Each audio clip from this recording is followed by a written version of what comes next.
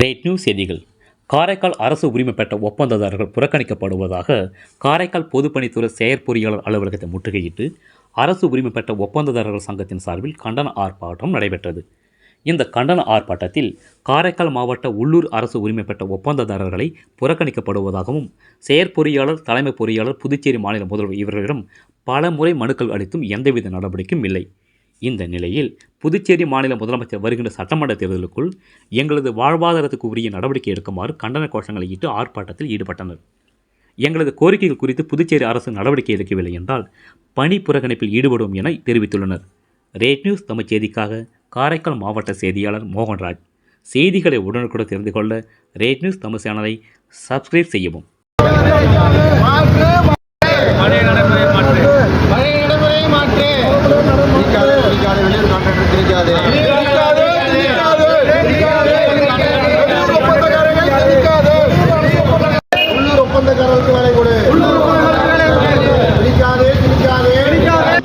பெரிதும் பாதிக்குது. அதனால நாங்க பல முறை தலைமை பொறியாளரையும் நம்முடைய மக்கள் முதல்வர்களையும் சந்தித்து மனு கொடுத்துருக்கிறோம். இதுவரையில அதை மாத்திரன்னு சொன்னாங்க. இது வரைக்கும் மாத்தல. அது மாத்தி எங்களுக்கு உள்ளூர் கான்ட்ராக்டருக்கு வரி கிடைக்கிற மாதிரி செய்யறதா எங்களுடைய வேண்டுகோள். அது வேலை வாய்ப்பு கிடைக்கணும்.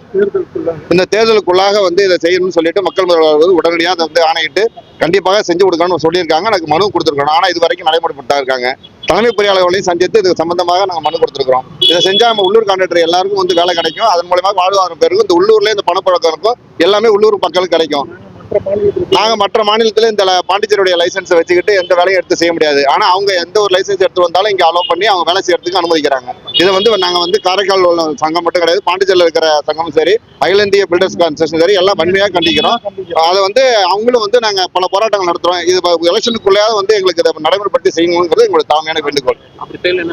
அடுத்து அப்படி செய்ய பட்சத்தில் நாங்க வேலை நிறுத்த போராட்டத்தை தொடர்ந்து அறிவிப்போம். இந்த எலெக்ஷன் பணிகளை எங்களுக்கு உள்ளூர் கான்ட்ராக்டர் கொடுப்பாங்க. அதை நாங்க செய்ய மாட்டோம். இந்த மாதிரி தொடர் வேலை நிறுத்தம் செய்யறதுனால மக்களுக்கான போக வேண்டிய பணிகள் பாதிக்குங்கிறத நாங்க தெரியப்படுத்திக்கிறோம். என் பேர் அன்பழகன்.